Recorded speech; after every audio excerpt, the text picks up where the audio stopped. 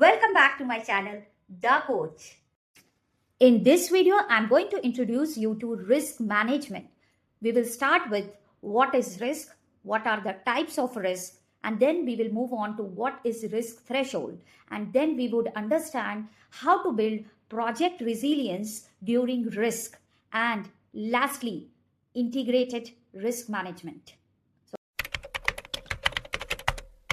Risk in project management is the possibility of uncertainty impacting your project objectives. Risk is considered to exist at two levels within every project. That's individual risk and overall risk. So individual risk is defined as an uncertain event that may positively or negatively impact the project objectives. While on the other hand, overall risk is the combined effect of all the risk on the project success. This means that individual risk is related to one event, like Virat Kohli may get out early. This is an individual risk. While overall risk is about entire project. So you can think of it like this, that India may lose the match due to weak batting and pitch condition. So it is about the whole team. So similarly, overall risk affects the entire project. The next important concept that you must be aware when you are studying the risk management, that's risk threshold. So risk threshold is defined as the acceptable level of variation around the project objective. Think of risk threshold like speed limits on the road.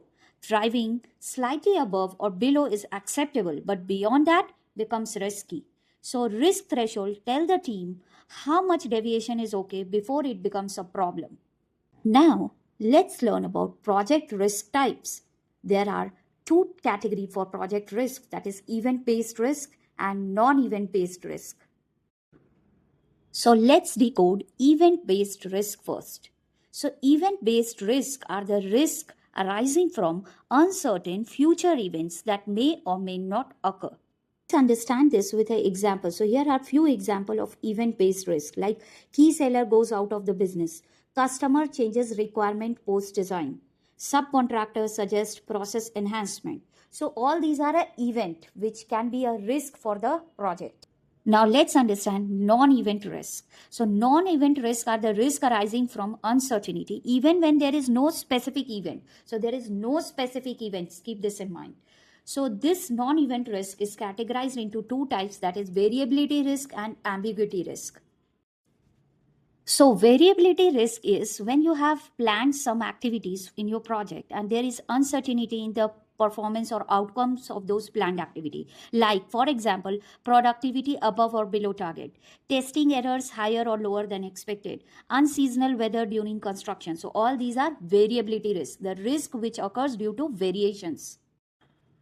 The next type of non-event risk is ambiguity risk. So ambiguity risk is the uncertainty caused due to lack of clarity or incomplete knowledge. For example, if the client gives unclear requirements, or there is unclear technical solutions in the project, or there are changes in regulatory framework, all these are not an event, but these are the clear-cut examples where we lack the complete clarity, which can be a major project risk.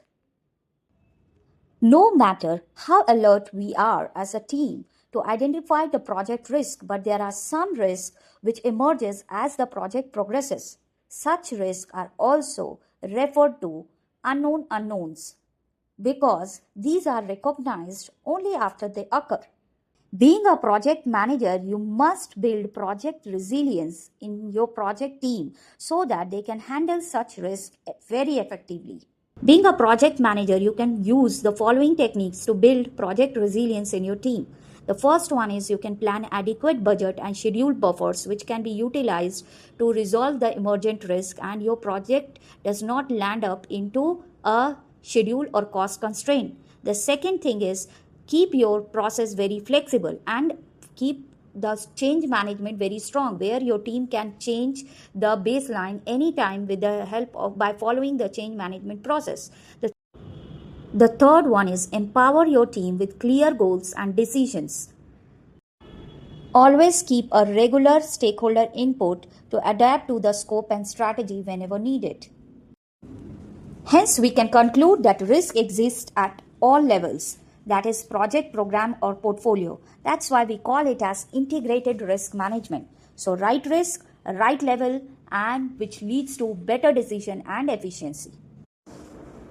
All right, it's time to conclude now. In the next video, I'm going to talk about how to prepare a risk plan and risk identification technique.